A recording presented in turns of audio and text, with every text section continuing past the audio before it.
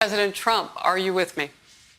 I am, and it was a great honor to do so when we gave Welcome to Casa Review Podcast. Freedom. It was something special. It was an incredible night. We gave it during the State of the Union address, and it was especially half the room. Half the room went crazy, and the other half the room, they knew he should get it. But it was special, and he was special. Mr. President, thank you for joining us. When was the last time you spoke with Rush Limbaugh?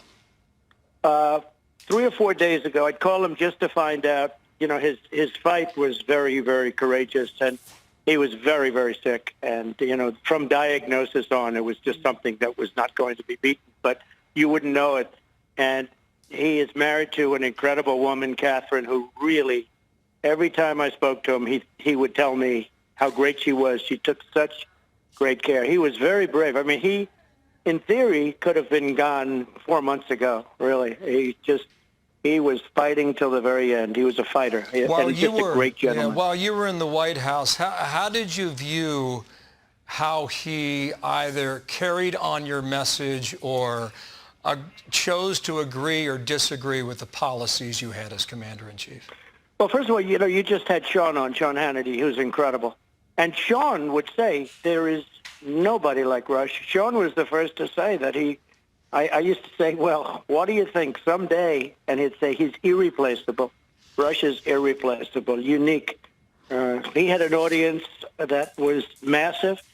And, you know, he could do something, Bill, and he would get up in the show and would just talk. He wouldn't take phone calls where, you know, people would call in every 2 minutes, and that's sort of easy to do. He would just talk for 2 hours and 3 hours, just talk. And that's not an easy thing to do. And I once asked him, I said, do you study for the show? And he said, actually, I study very hard, which a little bit, Harris said, a little bit surprised me. But he was a fantastic man, a fantastic talent. And people, whether they loved him or not, they respected him. They really did. President Trump, if you would stay with us for just about a minute and a half or maybe a little longer, we want to show the day that you gave him the Presidential Medal of Freedom. Let's watch that together, and then I have a follow-up question on the flip side. Okay. And Rush, in recognition of all that you have done for our nation, the millions of people a day that you speak to and that you inspire, and all of the incredible work that you have done for charity, I am proud to announce tonight that you will be receiving our country's highest civilian honor, the Presidential Medal of Freedom.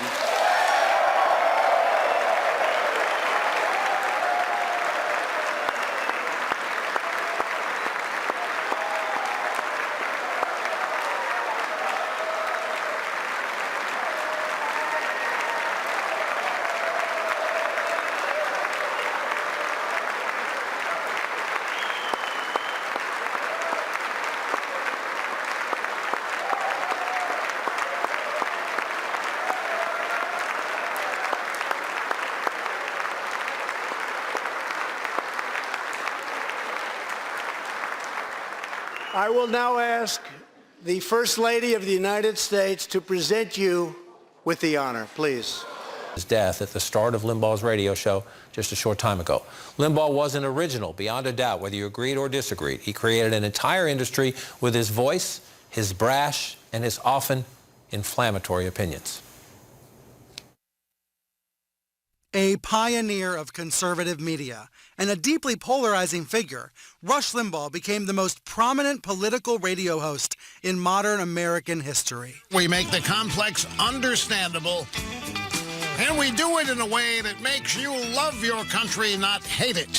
He started as a top 40 DJ. A program exclusively designed for rich conservatives and right-minded Republicans. But shifted to AM talk radio in the 80s. His namesake show was nationally syndicated in 1988, eventually expanding to more than 600 radio stations.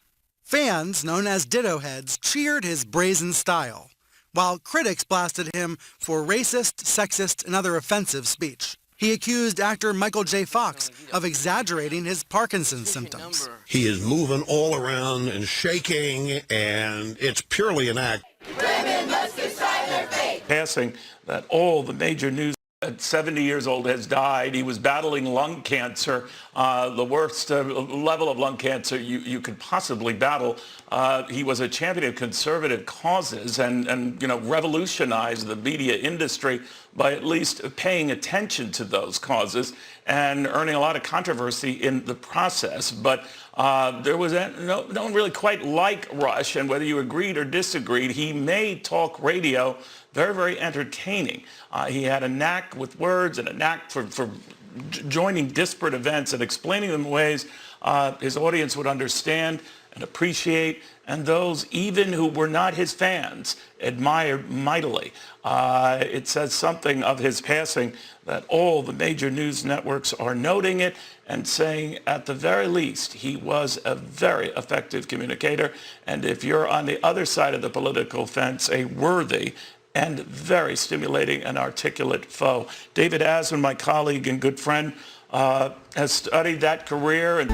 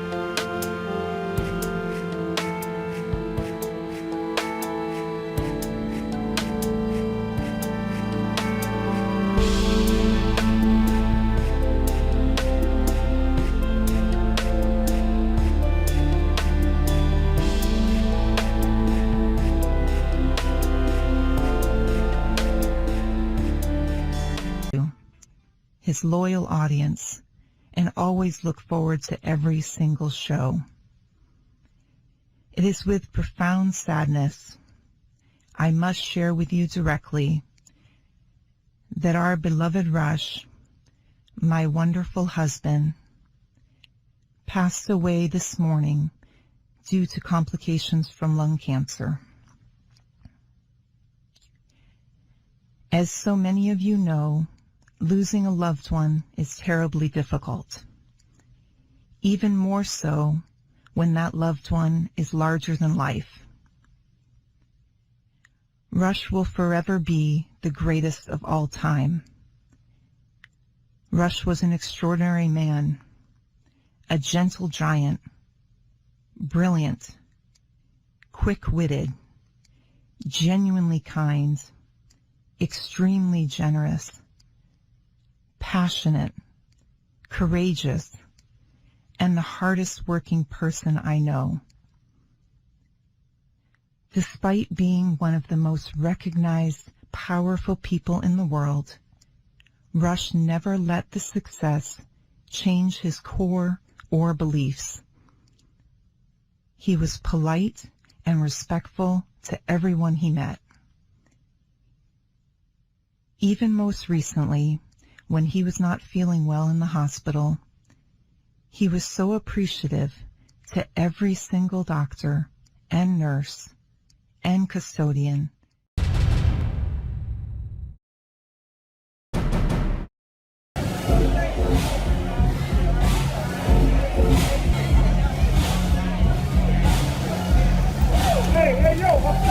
Hosted a television show in the 1990s, Rush Limbaugh was 70 years old. Our Trace Gallagher has a closer look at his life and career.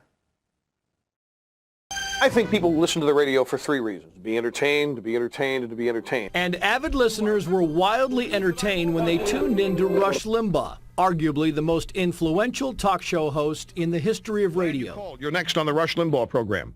His daily program, heard by an estimated 20 million listeners each day and broadcast on more than 650 affiliates, made him one of the most well-known voices for grassroots conservatives.